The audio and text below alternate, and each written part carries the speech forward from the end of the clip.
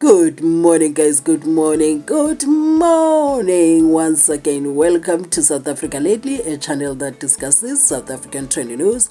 We do, however, grab here and there from international news when it is trending enough to be brought here.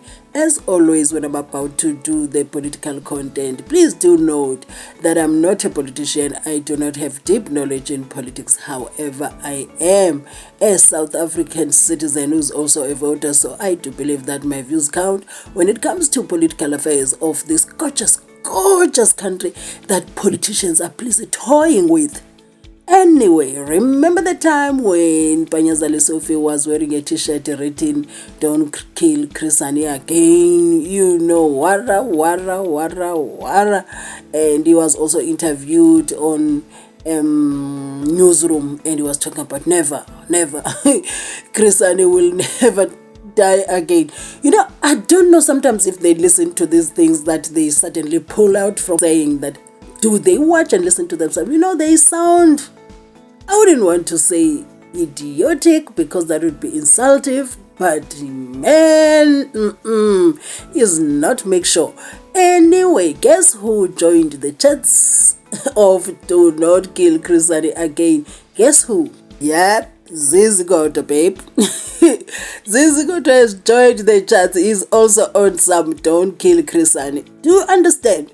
So it makes them that they look like they are regrouping now to create again another faction within the ANC that is now going to go by the slogan "Do not kill Chris Hani again." It doesn't even make sense. Let me tell you right now. I don't know. You are allowed to agree or disagree with me in the comment section. For me, it sounds like the politicians that are so desperate to stay relevant, the politicians that are gasping for air as the crimes that they've committed are coming up to choke them. And suddenly they are forming this group, "Don't kill Chris Hani." It doesn't make sense. Somebody find them and tell them that it doesn't make sense. I don't know. I know some people will say it makes sense. Please do use the comment section to criticize me on this, or maybe agree with me or disagree with me, but don't forget we do everything fully. Anyway, let us hear what Zizi got to say about "Do not." But let us start as a reminder. Let me show you what Panyaza Lesufi once said about "Do not kill Chris Hani again." You emphasize that the Democratic Alliance is the one party that stepped away, and one thing that you can't deny is that what we've seen in these negotiations, even as you watch what's happening within the ANC, is you've seen that there are some within the ANC that are absolutely against the government of national unity, particularly the ANC having shared some power with the Democratic Alliance at national level, right? Some that say that the struggle for liberation, for instance, has been betrayed. Yesterday, you wore this t-shirt. Let's put that up on the screen. You wore a t-shirt yesterday that read, "Don't kill Chris Hani again." And it will never happen. What is the intention? Chris Hani will never die again. And we might have been rejected by voters, but what Chris Hani stood for will always stand. We'll defend it, whatever it takes, in whatever moment. Even when we are trying to establish a government of national unity, we are paying a price for establishing that government. We're paying a price of being insulted, undermined, and bullied. But we're putting the interest of our country first. Imagine a country where doctors are not paid. A country where patients don't get medication. A country with no budget for its soldiers. We embraced ourselves to say, regardless of the limitation of the outcome, we will defend what Chris Hani stood for. But to go to negotiations and have other political parties that their mission is to kill the ANC. Their mission is to eliminate the ANC. The voters might have said what they've said, but to kill the ANC will never happen. So you believe as long that at as national we level, still stand, as long as some of us still breathe, as long as some of us are still members of the African National Congress, Chris Hani will never die again. And before bringing Zizi Kodwa, before I bring him so that you can hear what he said, I would like to highlight what Panyaza Lesufi said there. You know, most of the time, Panyaza would sound like, "I support the GNU, but it was not my idea. I was against it."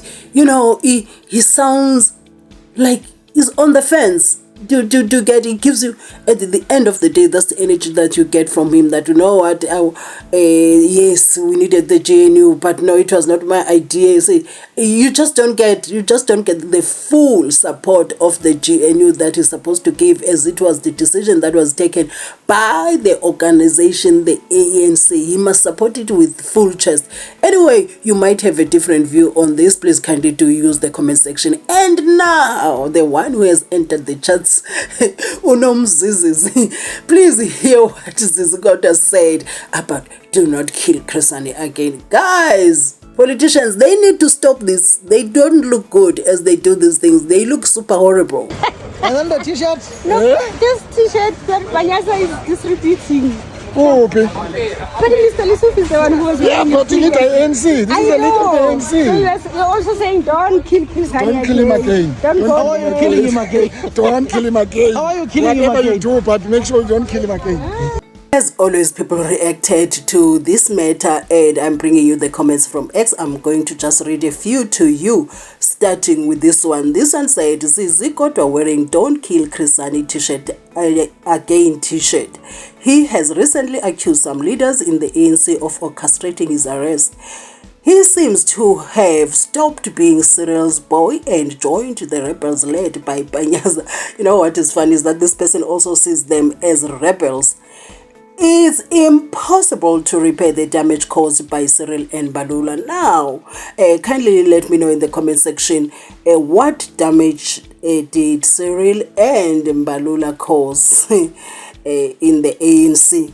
So sometimes I get this feeling that, you know, the comrades should be allowed to do as they please and no accountability. And it is said when it comes from the people, like your ordinary people, the grassroots level where I am from. You get. And this one says, they are rekindling their student politics days when one of them misappropriated SRC funds. They have a long history of stealing funds meant for public. Once a pirate, always a thief. All right. So, as I was still saying before this, there's a video that I made some time ago, and I said, you know, if the comrades are to be held accountable, it's going to be very uncomfortable even for us who will be watching. This one says, thieves using history to hide their corrupt ways. ANC must cleanse itself from these criminals, I think the person wanted to say. So what I'm saying is, if the right people have to be held accountable, it's going to be uncomfortable even for us as ordinary people to watch. Do you get? That's how bad the situation was within the ANC, or still is. This one says, Chris Hani would have executed these corrupt celebrities via a firing squad, masquerading as revolutionaries. They should go join your... What? Oh, the Wenzeni's party. Hey, South Africa. Oh, okay. Just moving right along. This one says, what damage has Cyril caused, really? He was accused of corruption, which has nothing to do with Cyril or the ANC for that matter. So I kind of get the feeling that people want certain people to be held accountable, or they would rather have certain people being accused of certain things, even if they didn't do, than their faves being accused. I am of an idea that even if you are a president, be held accountable for the things that you have done, because at the end of the day, we want a South Africa that is fully functional. Soon he will join MK.